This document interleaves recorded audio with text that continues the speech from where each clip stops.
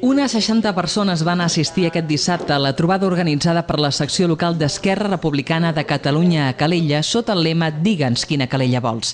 Durant la xerrada, els assistents van poder expressar les seves opinions, queixes, suggeriments i propostes a la candidata d'Esquerra per les properes eleccions municipals, Cristina Gómez.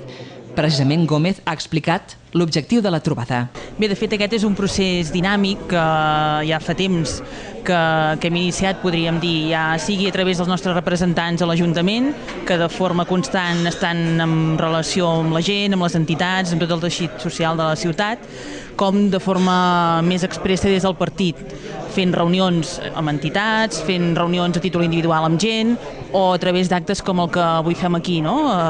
En el qual la intenció és escoltar la gent i, per tant, són actes específics també.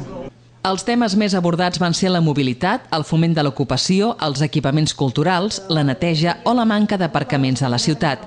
Cristina Gómez destaca que habitualment els partits polítics confeccionen els seus programes en el marc d'un debat intern dels seus membres, però que es vol que la ciutadania digui la seva i tot allò que els preocupa. A vegades els partits estem acostumats a llançar les propostes des de dins i per tant hem volgut invertir una mica el sentit.